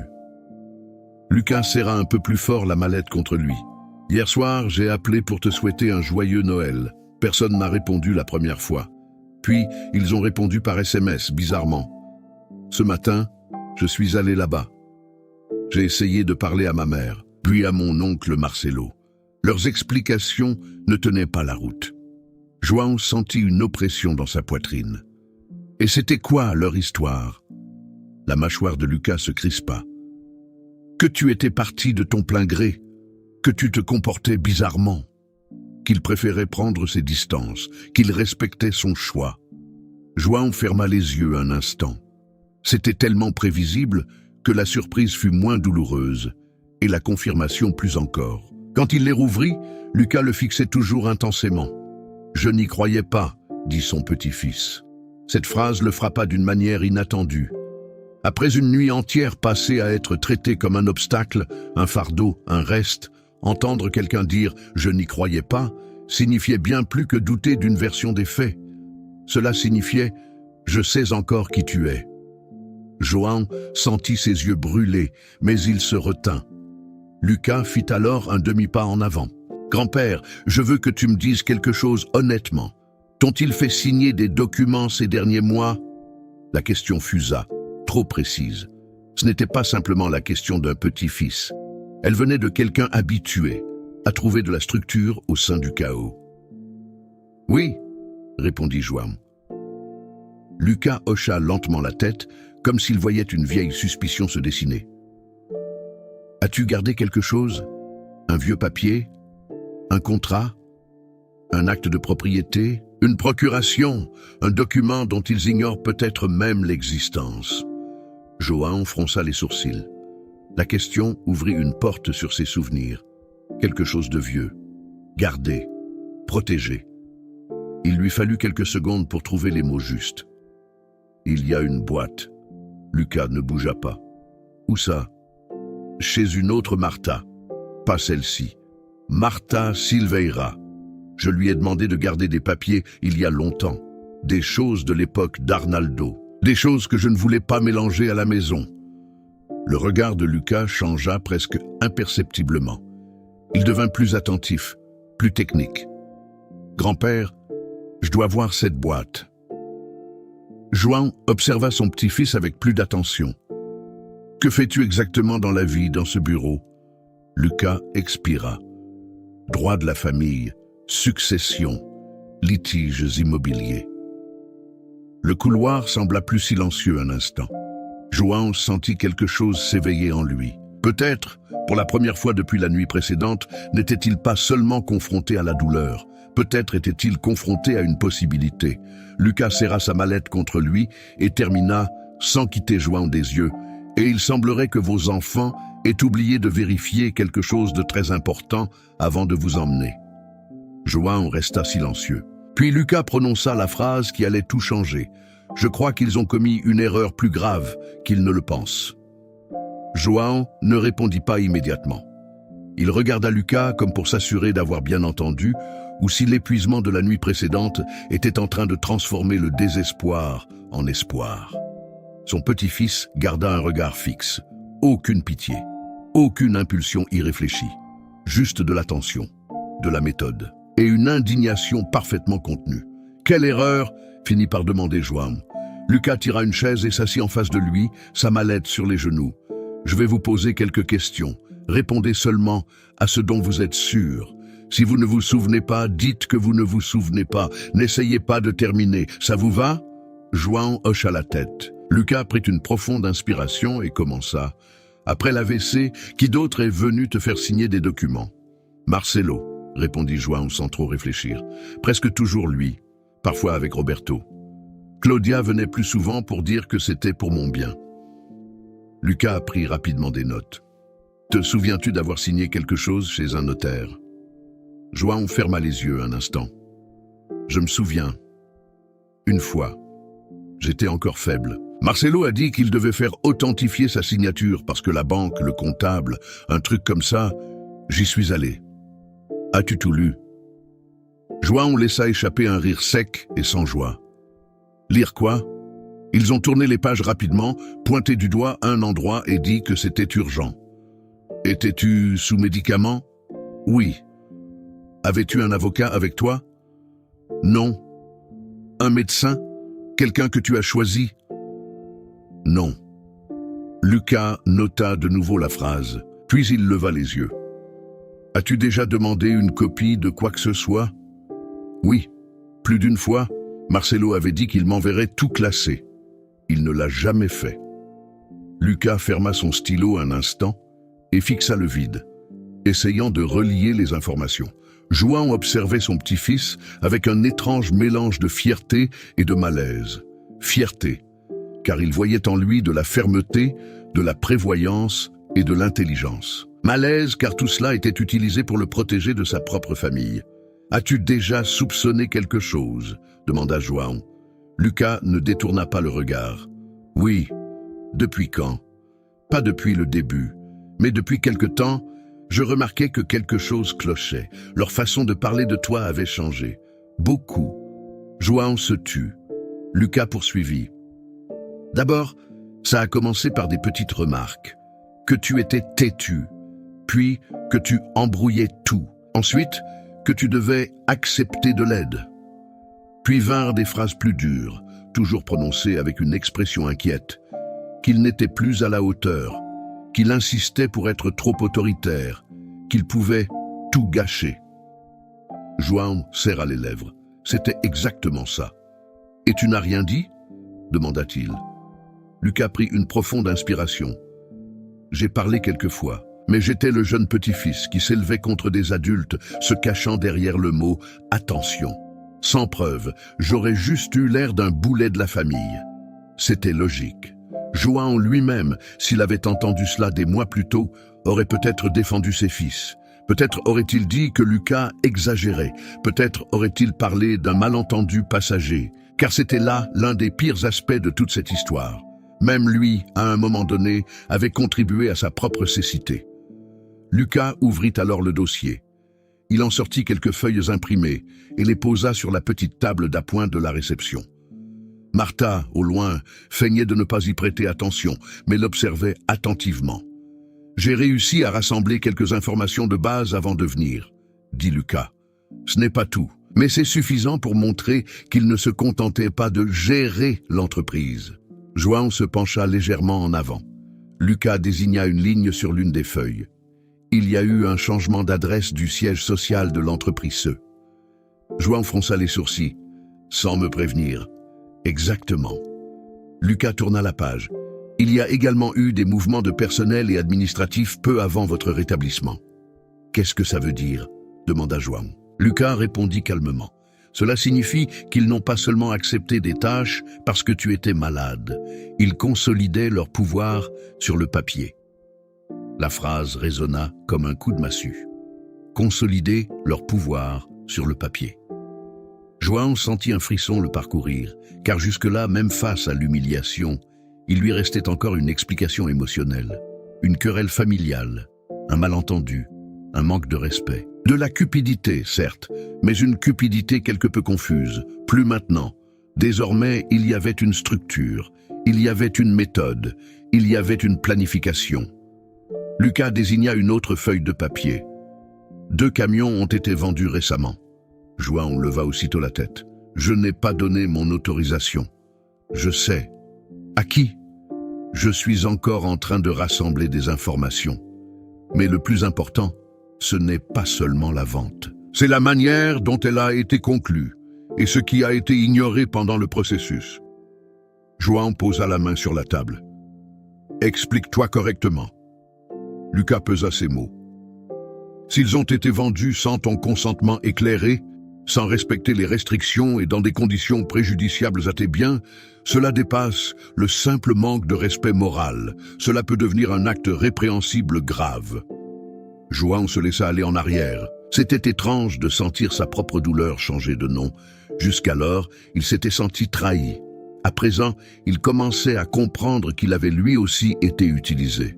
Lucas perçut l'impact de ses paroles et baissa la voix. « Grand-père, je sais que tout cela te pèse, mais il y a quelque chose que tu dois comprendre. » João leva les yeux. « Quoi ?» « Ce qu'ils t'ont fait au dîner était cruel, mais ce qu'ils ont fait par écrit pourrait bien être ce qui les perdra vraiment. » João resta silencieux. Lentement, un vieux souvenir commença à s'éveiller en lui. Une pièce plus petite, l'ancien bureau. Arnaldo fumant près de la fenêtre. Une conversation que João avait alors trouvée exagérée. Lucas revint à la question principale. « Cette boîte, qu'est-ce qu'il y a dedans ?» João prit une profonde inspiration. Le souvenir lui revint alors complètement. Des années auparavant, par un après-midi pluvieux, alors que l'entreprise de transport connaissait encore une croissance régulière, mais que les enfants commençaient déjà à manifester une anxiété excessive concernant l'argent et les biens, Arnaldo l'avait convoqué pour une conversation privée. C'était dans l'ancien bureau, le plus petit, avec son plafond bas et son armoire métallique. Arnaldo ferma la porte, alluma une cigarette près de la fenêtre et alla droit au but. Vos enfants considèrent l'entreprise trop tôt, comme s'il s'agissait déjà d'un héritage tout fait. À ce moment-là, João a réagi comme un père réagit à ce qu'on lui fait remarquer. « Tu exagères !» Arnaldo tira une bouffée et répondit « J'observe, c'est toi qui refuses d'observer. » João s'irrita. « Ils sont jeunes. »« Jeunes, peut-être ? Innocents, non. » La conversation se poursuivit sur un ton dur. Arnaldo n'était pas du genre à s'embarrasser de belles paroles. Il parlait de succession, de risques, d'influence, de gens qui s'habituent à trop recevoir et confondent affection et droit acquis. João résistait. Il disait que les enfants grandiraient, qu'il n'était pas juste de penser le pire, que tout allait trop vite. Arnaldo ouvrit alors un dossier et posa quelques papiers sur la table. « Ils grandiront peut-être, dit-il. Oh, mais la maturité n'est pas un plan légal. » João n'oublia jamais cette phrase, même s'il passa des années à prétendre qu'elle était exagérée. Dans ce dossier se trouvait une structure que les 2 hommes avaient mise en place par précaution. Rien d'illégal, rien de dissimulé à la loi, juste de la discrétion, à l'abri des regards indiscrets. Formalisé chez un notaire dans un autre État pour des raisons stratégiques, précisément pour éviter toute ingérence prématurée de la famille. Parmi ces documents figurait un document que João avait presque oublié au fil des ans. 30% des actions de la société avaient été placées au nom de Lucas, non pas sur un coup de tête, non pas par favoritisme, mais par prudence. C'est Arnaldo qui y avait insisté. Il disait que si la famille venait à confondre héritage et retrait anticipé, il fallait qu'une personne censée occupe une position légitime pour prévenir les abus. Lucas était encore très jeune lorsque cette structure fut mise en place. Mais il avait déjà fait preuve d'une qualité rare dans cette famille. Il regardait les gens sans chercher à leur soutirer quoi que ce soit. À l'époque, João avait accepté davantage par confiance en Arnaldo que par conviction. Mais il avait accepté. Et pour éviter toute curiosité, pression ou intrusion dans la maison, il avait confié une copie consolidée de tous les documents à une vieille connaissance. Marta Silveira, une femme discrète, veuve d'un ancien employé de l'entrepôt, en qui il avait une confiance aveugle. Maintenant, face à son petit-fils, ce souvenir lui revint comme une évidence. João fixa Lucas. « Il y a un document à toi là-bas. » Lucas resta immobile. « Le mien ? Le tien. » « Ne comment ça, le mien ?» João soutint son regard. « 30% de l'entreprise. » Le silence qui suivit fut long. Lucas cligna des yeux une fois, puis une autre. Il semblait remettre de l'ordre dans ses idées. « Grand-père, je n'étais pas au courant. »« Je sais. Ma mère n'est pas au courant ?»« Non. »« Marcelo ? Elle non plus. » Lucas passa une main sur son visage et prit une profonde inspiration. Lorsqu'il regarda son grand-père, il perçut une autre dimension. Auparavant, il s'était comporté comme un petit-fils inquiet et un avocat flairant les irrégularités. À présent, c'était différent. Il y avait une légitimité directe. « Ça change beaucoup de choses, » murmura-t-il. « C'était l'idée d'Arnaldo, » dit João. Il disait toujours que si la famille venait à se perdre à cause de l'argent, il fallait que quelqu'un ait les moyens de s'en sortir. Lucas referma soigneusement le dossier. Ils ne sont vraiment pas au courant ? S'ils l'étaient, ils auraient déjà cherché cette boîte avant toute autre chose.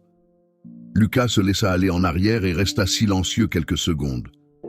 Lorsqu'il reprit la parole, sa voix était encore plus ferme. « Alors leur erreur a été pire que je ne l'imaginais. » João attendit. Lucas leva 2 doigts. Premièrement, il pensait avoir affaire à un vieil homme fragile et isolé, sans protection légale. Il baissa un doigt. Deuxièmement, ils se sont immiscés dans une entreprise sans en informer un associé dûment enregistré. Il baissa l'autre. Moi. João sentit son cœur battre différemment. Ce n'était pas encore du soulagement. Mais c'était la première fois, depuis qu'il avait quitté la maison, qu'il envisageait la dépression de ses enfants comme une possibilité. Lucas se pencha alors légèrement en avant. « On va récupérer ce carton aujourd'hui. »« On. » João remarqua le mot. Ce n'était pas « on verra ». Ce n'était pas « peut-être ». C'était « on ». C'était peut-être le premier sentiment de véritable camaraderie depuis la nuit précédente. Lucas poursuivit. « Une fois que j'aurai tout en main, je rassemblerai tous les documents. Transfert de propriété, vente des camions, modification de contrat, procuration, compte, changement de situation fiscale, toute signature apposée après votre AVC. S'il y a vice, abus, exploitation de la vulnérabilité ou omission pertinente, je serai intransigeant. » João avait encore du mal avec certains termes, mais il en avait compris l'essentiel. « Avec quoi ?» Lucas répondit en le regardant droit dans les yeux. « Avec tout ce qui sera nécessaire. Procédure d'annulation, mesures juridiques, demande de réparation. Et si tout cela correspond à ce que je pense, aussi l'abandon affectif et matériel. » João hésita à répondre. « Tu es sérieux ?» Lucas faillit s'offusquer. « Très sérieux. » João l'observa plus attentivement. Il ressentait plusieurs choses à la fois. Fierté, peur, soulagement, culpabilité d'avoir impliqué son petit-fils, honte du scandale à venir et une vieille tendance à vouloir encore épargner ses propres enfants, malgré tout. Peut-être Lucas l'avait-il compris, car il s'est légèrement baissé pour se mettre à la hauteur des yeux de son grand-père et a dit à voix basse « Grand-père, écoute-moi bien, ce n'est pas de la vengeance. » João est resté silencieux. La vengeance, c'est quand on veut faire souffrir quelqu'un parce qu'on a souffert soi-même. Ce n'est pas ce que je recherche. Je veux qu'on fixe des limites. Ils sont allés trop loin. Et quand une famille abuse de la vulnérabilité des personnes âgées, de leurs biens et de la confiance d'autrui, il faut que quelqu'un intervienne. Ces mots ont fait mouche. car João commençait déjà à ressentir une peur morale grandissante. La peur que réagir ne le rende semblable à eux. Lucas avait clairement fait la distinction. Se défendre n'était pas de la cruauté, les conséquences n'étaient pas de la vengeance. La justice n'était pas l'absence de pardon. À ce moment-là, Dona Marta s'est approchée d'eux. « Tout va bien ?» Lucas s'est retourné. « Oui, tout va bien, merci d'avoir accueilli mon grand-père. » Elle l'évalua en 2 secondes et ce qu'elle vit lui plut. « Alors, prenez-le en charge correctement maintenant, » répondit-elle. Car briser un vieil homme est rapide. Le remettre sur pied demande des efforts. Lucas hocha la tête respectueusement. « Je sais. » Marta regarda João. « Et ne sois pas têtu. Tu vas sortir, mais vas-y doucement. Mange d'abord. Prends tes médicaments. Et n'essaie pas de prouver ta valeur à qui que ce soit. » João esquissa un sourire. « D'accord. » Elle s'éloigna. Lucas se tourna vers son grand-père. « On va y aller doucement. D'abord le carton, ensuite le reste. » João acquiesça. Mais avant qu'il ne se lève, une question lui échappa involontairement. « Lucas, pourquoi es-tu venu ?» Son petit-fils fronça les sourcils. « Parce que tu es mon grand-père. »« Non, je sais, mais pourquoi es-tu vraiment venu ?» La question n'était pas d'ordre logistique, elle était existentielle. Pourquoi parmi tous es-tu venu? Pourquoi as-tu vu? Pourquoi n'as-tu pas choisi la facilité? Pourquoi me reconnais-tu encore, alors que les autres ont déjà décidé de m'effacer? Lucas resta silencieux 2 secondes. Puis il répondit avec une simplicité qui donnait une dimension supplémentaire à tout. Parce que tu as toujours été le seul adulte de la famille à ne jamais m'avoir traité comme un investissement, une obligation ou un fardeau. J'ai appris à regarder les gens en te voyant les regarder. Et je ne les laisserai pas t'effacer de ton vivant. João baissa les yeux. Il lui fallut un instant pour reprendre son souffle. Lorsqu'il releva la tête, la douleur était toujours là. Mais pas seule. Il y avait aussi quelque chose que ses enfants n'avaient pas réussi à détruire. La dignité qui respirait à nouveau. Lucas prit la mallette. João, par réflexe, saisit la poignée de sa propre valise. Son petit-fils le lui prit aussitôt des mains. « Je viens avec ça. Je peux le porter. Je sais. Mais aujourd'hui, je viens avec lui. » Ils quittèrent ensemble le couloir de la maison de retraite. Marta les observait depuis la réception et murmura « Voilà qui est mieux. » João n'entendit rien. Il était trop occupé à ressentir, pour la première fois depuis que la porte s'était refermée la nuit de Noël, qu'il avait encore pied. Et il ignorait encore que dans cette boîte oubliée, entre des mains de confiance, se trouvait non seulement la preuve de la trahison de ses fils, mais aussi le point de départ de leur chute. La voiture de Lucas avançait lentement dans les rues de la ville, tandis que João regardait par la fenêtre, distraitement. Une profonde lassitude se lisait sur son visage, mais aussi quelque chose de nouveau, presque imperceptible pour ceux qui ne le connaissaient pas. Il n'avait plus seulement l'air d'un homme vaincu. Il était encore blessé, humilié, épuisé et bouleversé, mais désormais il avait un cap. Et pour quelqu'un qui, quelques heures auparavant, n'avait nulle part où aller, ce cap était presque une forme de salut. Lucas conduisait en silence. Non pas qu'il manquât de questions, mais parce qu'il savait que certains voyages exigent du respect. De temps à autre, il jetait un coup d'œil à son grand-père, vérifiant s'il allait bien, s'il respirait correctement, si son visage trahissait une quelconque douleur physique au-delà de la douleur morale. Sur la banquette arrière, la vieille valise tanguait légèrement à chaque virage. « Tu es trop fatigué ?» demanda Lucas au bout de quelques minutes. João répondit sans quitter la route des yeux. « Oui, si besoin, on s'arrête. Non, finissons-en. » Lucas acquiesça. C'était la façon de faire de João. Quand il décidait de franchir un obstacle, il voulait le franchir jusqu'au bout, même s'il en était intérieurement dévasté. Ils arrivèrent rue Marta Silveira, peu avant midi. C'était une vieille rue sans prétention, bordée de maisons basses, de murs modestes et de grilles en fer repeintes à maintes reprises. L'ancien entrepôt où João stockait pièces détachées, pneus et matériel d'entretien au début de l'entreprise n'existait plus. Le terrain était toujours là, mais une partie était louée, une autre rénovée, une autre encore méconnaissable. Pourtant, l'endroit tout entier exhalait un parfum de souvenir. João reconnut le trottoir, le coin de rue, La petite boulangerie au bout. Le lampadaire où un camion s'était jadis arrêté pour décharger des pièces. La vie avait défilé ici sans même y penser. Lucas se gara. Il sortit le premier. Il ouvrit la portière à son grand-père sans faire d'histoire. João sortit lentement, ajusta son manteau et regarda la maison de Martha. « C'est ici. » Lucas prit sa mallette et sonna.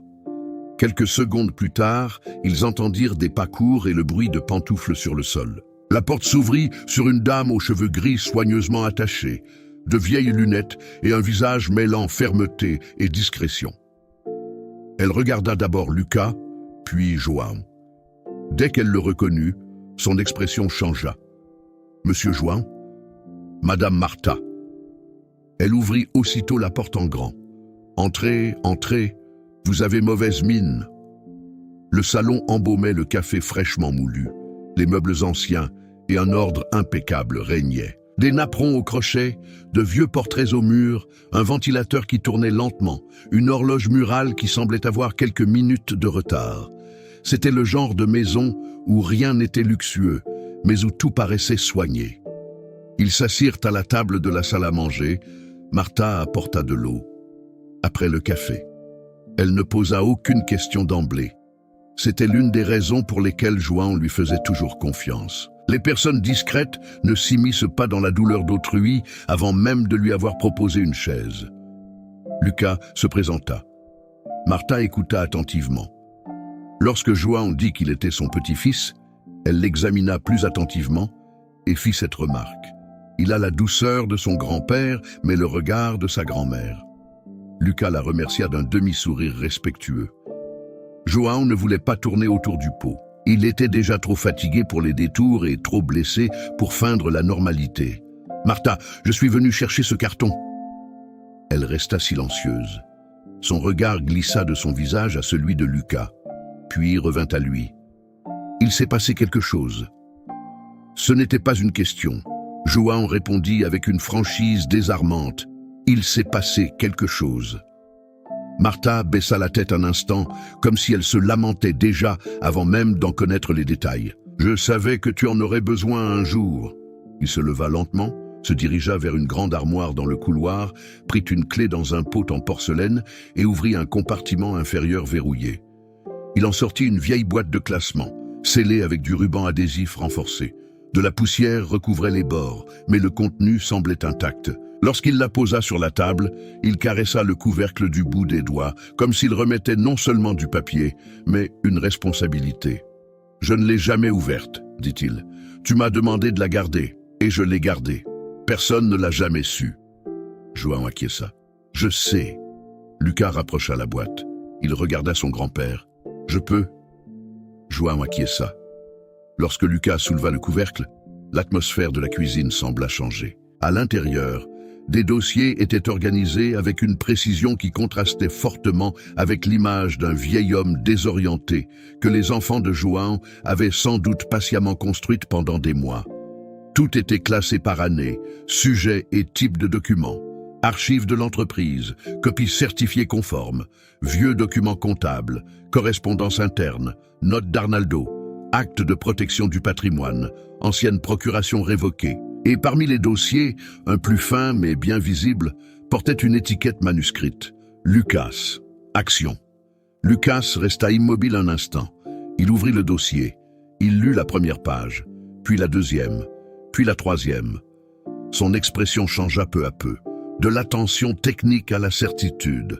Aucune ambiguïté, aucune improvisation, aucun arrangement superficiel et bâclé de ceux qu'un avocat peut démanteler en quelques mots. Tout était là, formel, valable, bien structuré, signé et enregistré. Lucas leva lentement les yeux. « Grand-père, c'est du solide. » João ne répondit pas. Il attendit encore. Lucas tourna d'autres feuilles, très solides. Puis il passa à un autre dossier. D'autres papiers, la correspondance d'Arnaldo, d'anciens procès-verbaux de réunion, des observations sur la succession et la protection du patrimoine. Et parmi tout cela, un document particulièrement important. Un avis technique signé des années auparavant par un expert comptable expérimenté, avertissant expressément que toute modification significative de la structure de l'entreprise devait être formellement communiquée aux associés, y compris à l'associé minoritaire, désigné dans le dit avis. Lucas se laissa aller légèrement en arrière sur sa chaise et ferma les yeux un instant. Ils ont fait comme si ça n'existait pas. Martha, qui observait en silence, croisa les bras. Quelqu'un pourrait-il m'expliquer ça clairement? Lucas se tourna poliment vers elle. En résumé, les enfants de mon grand-père se sont mêlés de l'entreprise comme s'ils en avaient le contrôle absolu. Mais ils ont oublié qu'une partie officielle de l'entreprise était déjà enregistrée à mon nom depuis des années. Et ils ont fait des changements sans m'en informer. Cela risque de compromettre beaucoup de choses qu'ils essayaient de consolider. Martha laissa échapper un long « Pour être plus précis, ils ont commis une grave erreur. » « Exactement, » répondit Lucas. Le reste de la journée fut consacré au travail. Lucas photographia tout, tria les documents importants, les classa par ordre de priorité, passa des coups de fil, parla avec un collègue, contacta un expert comptable de confiance et demanda des recherches spécifiques. Adresse fiscale, modification contractuelle, histoire de l'entreprise, vente de camions, enregistrement des restrictions, procuration, transaction d'actifs, tout. Juan observait. C'était étrange. Toute sa vie, il avait été celui qui résolvait les problèmes, celui qu'on conseillait, celui qui les gérait lui-même. À présent, il voyait son petit-fils prendre sa place. Et, au lieu de se sentir humilié, il éprouvait de la fierté. Une fierté douloureuse, car née d'une tragédie, mais de la fierté tout de même. À la fin de l'après-midi, Lucas ramena Juan à la maison de retraite pour qu'il se repose. « Je reviendrai tôt demain, » dit-il, « et j'aurai des nouvelles concrètes. » Juan lui serra doucement le bras avant son départ. « Tu n'es pas obligé de t'en mêler. » Lucas répondit sans hésiter, « Je m'en suis mêlé dès que je l'ai su. » Le lendemain matin, Lucas revint plus tôt que prévu. Son visage était fatigué, mais son regard était d'une autre détermination. Il demanda à parler à son grand-père dans une pièce privée. Martha prit un café, ferma la porte et sortit. Lucas ouvrit le dossier et alla droit au but. « J'ai confirmé plusieurs choses. » Juan se redressa sur sa chaise. « Parle. » « Le transfert d'actifs que tu as signé présente de solides motifs de nullité. Tu étais en convalescence, sous traitement, sans assistance indépendante et sans accès complet aux informations. » Juan resta immobile. Lucas poursuivit. « Les 2 camions vendus présentaient des problèmes et des restrictions qui ont été ignorés. L'opération a engendré des dettes et a exposé ton nom et celui de l'entreprise de manière irrégulière. » Il marqua une brève pause. « Et le changement d'adresse fiscale, ainsi que d'autres transactions, a été effectué sans en informer l'associé minoritaire. » Juan regarda son petit-fils. « Toi. Moi. » Lucas referma le dossier calmement mais fermement. « Cela signifie que je ne peux pas seulement agir en tant que petit-fils défendant son grand-père. Je peux agir en tant que victime légitime au sein de la structure de l'entreprise. » « Et maintenant ?» demanda Juan. Lucas répondit sèchement. « Maintenant, nous agissons. Les semaines suivantes ont tout changé. Lucas n'a pas fait de scandale sur Internet. Il n'a crié au téléphone à personne. Il n'a pas cherché à remporter une dispute émotionnelle. Il a fait ce que font les personnes préparées face à des abus déguisés en soins familiaux. Il a rassemblé des preuves, établi une chronologie et attaqué sur plusieurs fronts. Il a intenté un procès pour annuler le transfert d'actifs signé dans des conditions douteuses. Il a mis au jour toute l'histoire des omissions, de l'isolement et de l'abandon progressif dont Juan avait été victime. Il a engagé une action en justice contre l'entreprise en vertu de son statut d'associé, contestant les décisions prises sans communication et exigeant des mesures de protection immédiates. Et il a préparé un dossier pour obtenir réparation pour abandon moral et matériel. Lorsque les notifications parvinrent aux enfants, ce fut un choc froid et sec. Marcelo fut le premier à paniquer, mais de façon contenue. Il appela le bureau de Lucas, croyant à une erreur. La secrétaire répondit avec un calme imperturbable. « Il n'y a pas d'erreur. Le docteur Lucas est au courant de tous les termes et attend une confirmation officielle. » Roberto réagit plus violemment. Plus impulsif, plus confus, plus désorganisé, il appela Claudia, parla fort, se contredit, voulant savoir qui lui avait dit quoi. Claudia pleura, d'abord de choc, puis de peur. Pour la première fois, tous trois comprirent que leur père n'était pas seul, et, pire encore pour eux, qu'il n'était pas sans défense.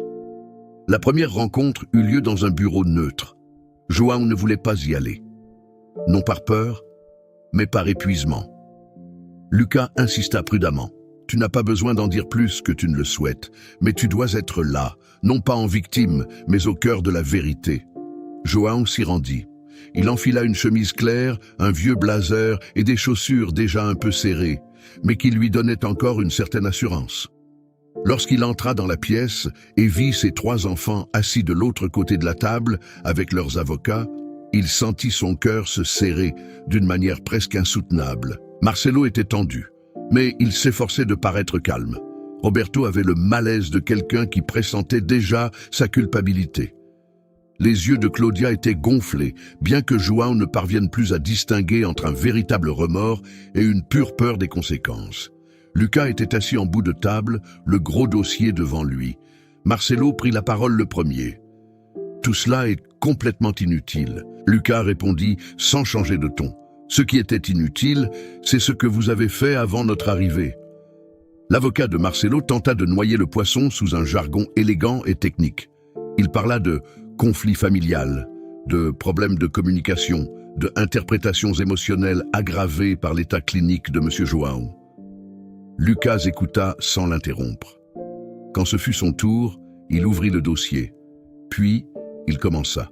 Document après document, date après date, omission après omission, signature après signature, amendement après amendement.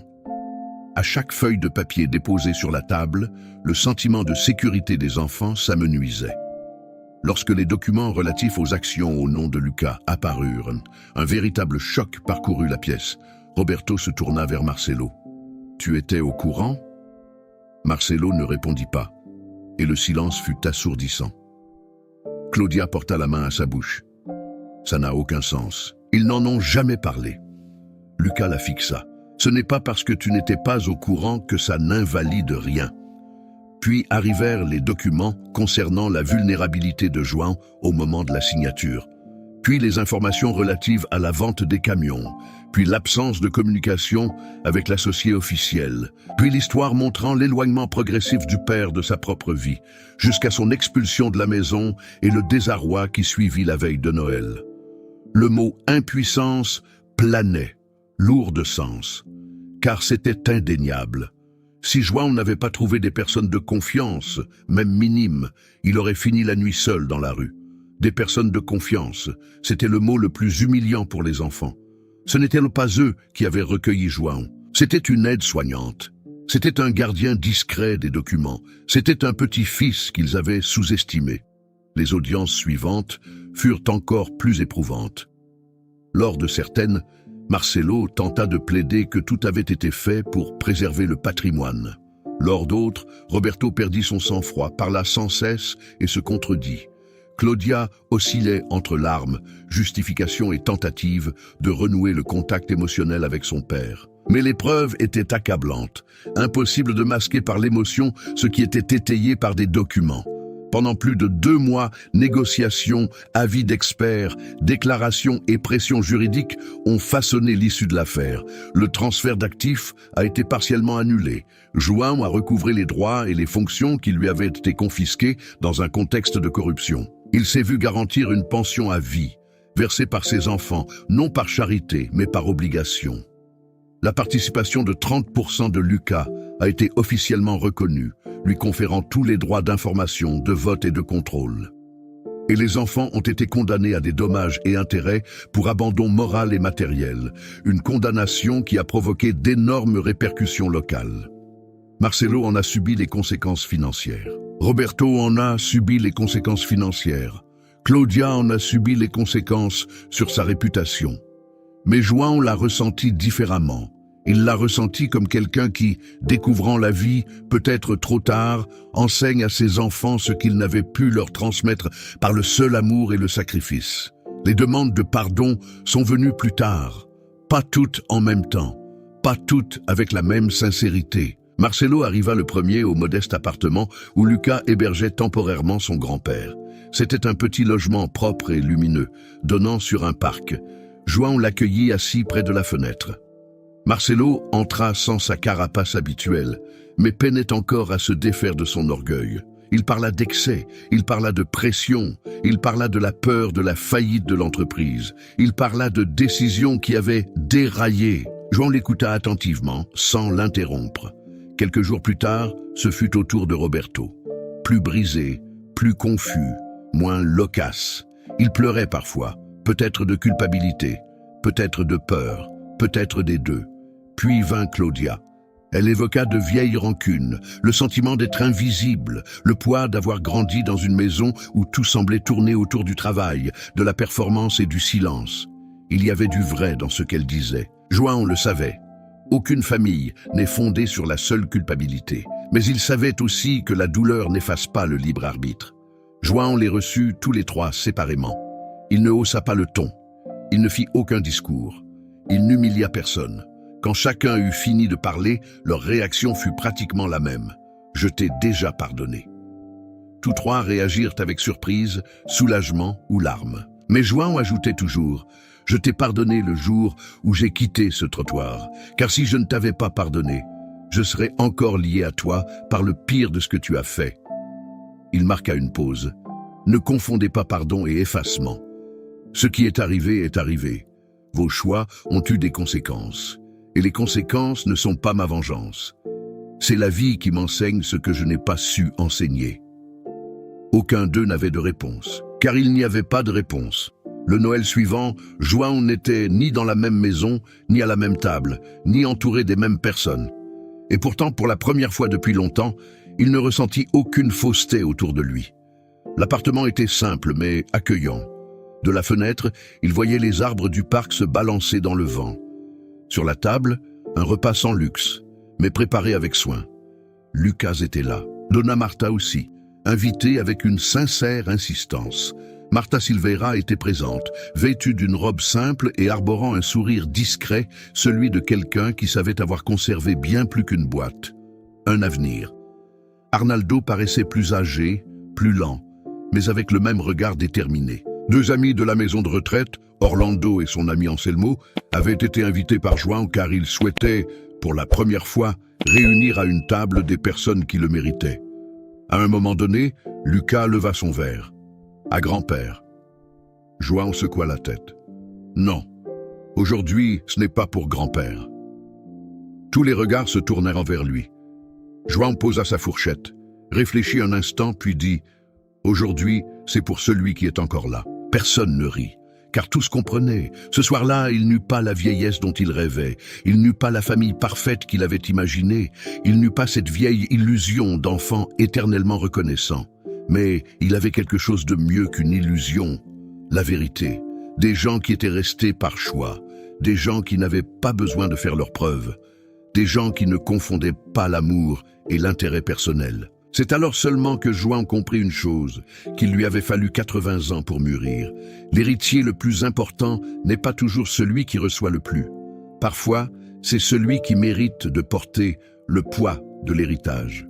Lucas n'a pas seulement hérité d'une partie de l'entreprise, il a hérité de la responsabilité de ne pas laisser l'histoire être volée. Il a hérité du courage d'affronter ce que d'autres avaient caché. Il a hérité du sens de la justice qui faisait défaut à beaucoup de personnes âgées. Et João, en regardant son petit-fils servir un plat à Orlando, parler à Dona Marta et écouter Arnaldo avec respect, réalisa que, malgré toute la douleur, tout n'avait pas été vain. Car ce qu'il n'avait pas pu enseigner à ses enfants avait peut-être éclos, silencieusement, dans le petit-fils que presque personne ne voyait. Dehors, la ville s'illuminait de nouveau de ses décorations de Noël. À l'intérieur, João se laissa aller dans son fauteuil et laissa la chaleur de cette simple table l'envahir. Ce n'était pas la famille qu'il avait imaginée. C'était mieux, c'était réel. Et parfois, quand la vie brise toutes les illusions, ce qui reste de la réalité est précisément la seule chose qui mérite d'être conservée. Si cette histoire vous a touché, abonnez-vous à la chaîne pour découvrir d'autres récits similaires qui nous invitent à la réflexion, aux émotions et à une vision différente de la vie. N'hésitez pas à liker, car cela contribue grandement à la croissance de la chaîne et permet à un plus large public de découvrir ce contenu. J'aimerais beaucoup connaître votre avis. Qu'avez-vous pensé de cette histoire? Auriez-vous agi différemment? Pensez-vous que les enfants ont le devoir de prendre soin de leurs parents âgés? Laissez un commentaire ci-dessous, car votre message pourrait toucher quelqu'un qui a besoin de lire ceci aujourd'hui. Et bien sûr, activez la cloche pour ne manquer aucune des prochaines histoires. Ici, vous trouverez toujours du contenu créé avec soin, émotion et dans un but précis.